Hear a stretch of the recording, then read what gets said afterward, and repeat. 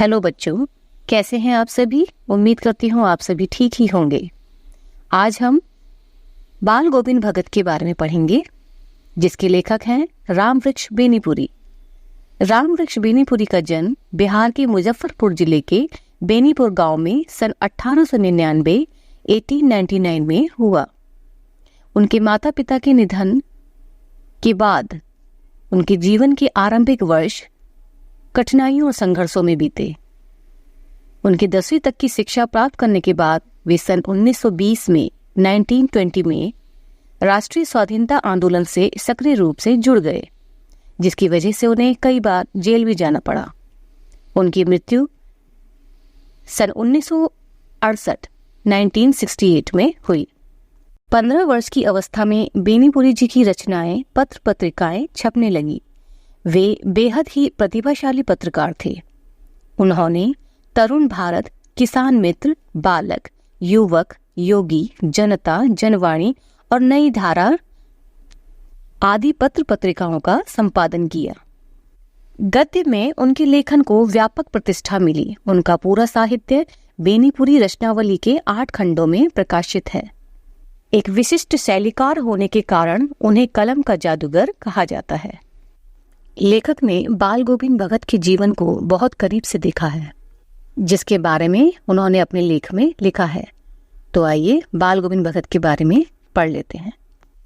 लेखक के अनुसार भगत जी के अगर रंग रूप पहनावे की बात करें तो वे मंझले कद के, गोरे चिट्टे, 60 वर्ष के आसपास के थे। उनके बाल पूरे सफेद थे। लंबी दाढ़ी या साधु संतों की तरह जटाजूट नहीं रखते थे, लेकिन उनका चेहरा सफेद बालों से ही जगमगाता रहता था। वह साधु संतों की तरह ही बहुत ही कपड़े कम ही पहनते थे। सर्दी आने पर बस एक कमली ऊपर से ओढ़ लिया करते थे।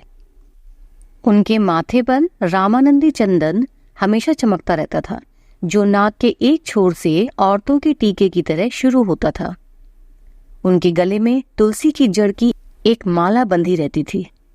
इन सब के बावजूद भगत जी साधु नहीं थे, बल्कि गृहस्थ जीवन जीते थे। वे शादीशुदा थे। उनके एक बेटा और बहू थे। खेती बाड़ी करते थे, लेकिन परिवार वाले होते हुए भी वह बिल्कुल साधु की तरह ही जीवन जीते थे। वह कबीरदास जी को बहुत मानते थे और उन्हें साहब कहकर पुकारते थे।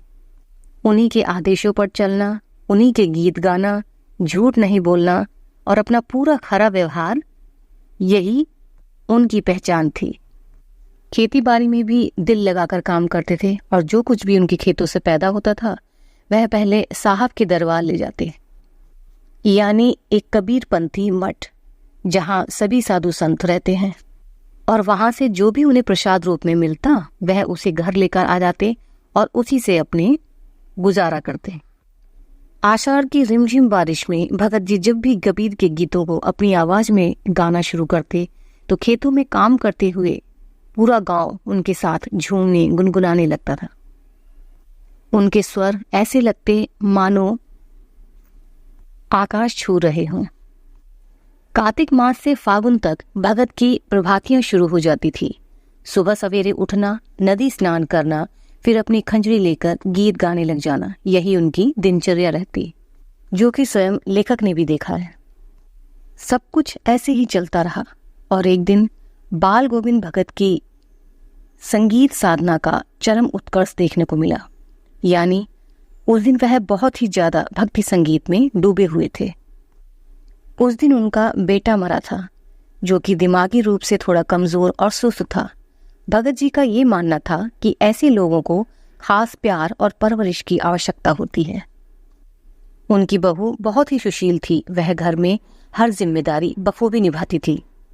बेटे के मरने पर सभी लोग बहुत हैरान थे कि बेटे को चटाई में लिटाकर भगत जी बड़े जोर जोर से उसके पास ही पूरे स्वर के साथ गीत गा रहे थे। उनका ये मानना था कि आत्मा परमात्मा में मिल गई है, जिसमें किसी को भी रोना नहीं बल्कि खुशी मनानी चाहिए। और यह उनका चरम विश्वास था, जो हमेशा ही मृत्यु पर विजयी होता आया है। आगे लेखक बताते हैं कि उन्होंने क्रियाकर्म के सारे काम अपनी बहू से ही करवाए। श्राद्ध अवधि पूरी होने के बाद बहू के भाई को बुलाकर उसकी दूसरी शादी के लिए बोला। लेकिन उनकी बहू इसके लिए तैयार नहीं होती है। उसे ये लगता था कि उसके जाने के बाद भगत जी की सेवा कौन करेगा, लेकिन भगत जी की जिद के आगे बहू की एक नहीं चली और उसे अपने भाई के साथ जाना पड़ा। भगत जी की संत समागम में गहरी आस्था थी। वह हर वर्ष गंगा स्नान के लिए जाते थे, जो कि उनके गांव से 30 कोस की दूरी पर थी। भगत जी पैदल ही आना जाना करते थे, क्योंकि उनका मानना था कि साधु को संबल लेने का कोई हक नहीं है। सब कुछ ऐसे ही चलता रहा। अंततः भगत जी की तबीयत बिगड़ने लगी। उन्हें बुखार भी आया, लेकिन तब भी 4-5 दिन के उपवास में, उसी मस्ती में झूमते गाते, ऐसे ही एक दिन संध्या में उन्होंने आखिरी बार गीत गाए। उसके बाद उन्होंने अंतिम सांस ली और उनकी मृत्यु हो गई। तो ये था बाल गोविंद भगत का जीवन परिचय। वीडियो पसंद आए तो लाइक सब्सक्राइब कीजिए। मिलते हैं नई वीडियो में।